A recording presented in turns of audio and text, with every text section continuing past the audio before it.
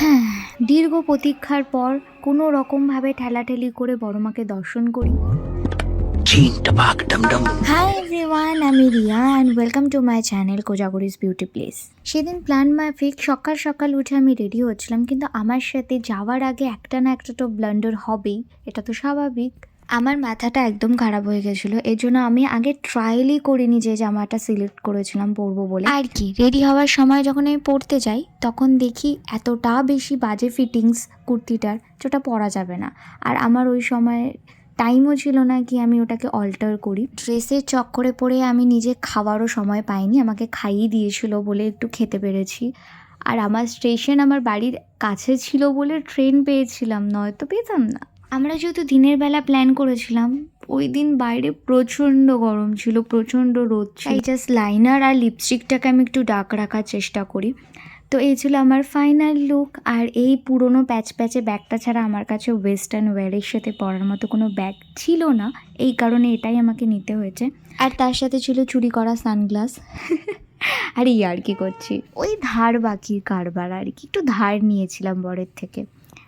তো জানি মুখে বড় লাগছে সানগ্লাসটা, কিন্তু ওই ম্যানেজ করতে হবে। আমার ড্রেসের সাথে ম্যাচ করে গেছিলো ভালো। ভাবলাম ঘরের ভেতরের একটা ক্লিপ নিই, কারণ বাইরে বেরোলে আমাকে আর খুঁজে পাওয়া যাবে না। পুরী থেকে এসে এমনিতেও আমাকে খুঁজে পাওয়া যাচ্ছে না, এতটাই ট্যান পড়েছে আমার। এরপর এই মহারানীকে বাড়ি থেকে পিক আপ করে নিয়ে এই ছোট্ট ছোট্ট পায়ে হেলতে দুলতে ঠিক পৌঁছে যাব। অনেক গান বাজনা হয়েছে, এবার সিরিয়াস টপিকে ফেরা যাক। এই প্যান্ডেলটা ছিল হ্যান্ডক্রাফটের ওপরে, আর হ্যান্ডক্রাফট আমার ফেভারিট জিনিস, তাই এই প্যান্ডেলটা আমার খুব ভালো লেগেছে। আমরা নৈহাটির আশেপাশের প্যান্ডেলগুলো দেখছিলাম, এখানে দক্ষিণেশ্বরের একটা স্ট্রাকচার বানিয়েছিল। এরপরে অনেক প্ল্যাটিং করে কেউ কারোর হাত ছাড়বো না এই প্রতিজ্ঞাবদ্ধ হয়ে সম্মুখ পানে সেই জনসমুদ্রের দিকে অগ্রসর হইলাম। পাখিটা গল্প। এই ভর দুপুরবেলাতেও যে এত লোক হতে পারে সেটা আমি এক্সপেক্ট করিনি। সত্যি আমি অনেক বছর ধরে নৈহাটিতে যাচ্ছি, কিন্তু এই বাজে এক্সপিরিয়েন্স আগে হয়নি। যাই হোক, বড়মাকে তখন আমি ভালো করে দেখতে পাইনি।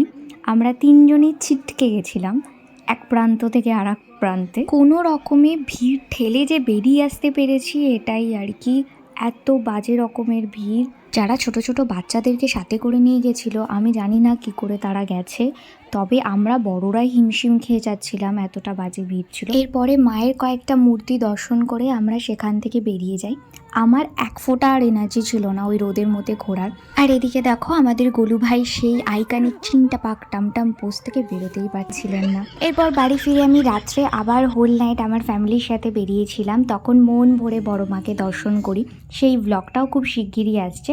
আমার ভিডিও যদি তোমাদের ভালো লাগে আমার চ্যানেলটাকে সাবস্ক্রাইব করে দিও, বেল আইকন প্রেস করে দিও। দেখা হচ্ছে অন্য ভিডিওতে। Tata, bye bye.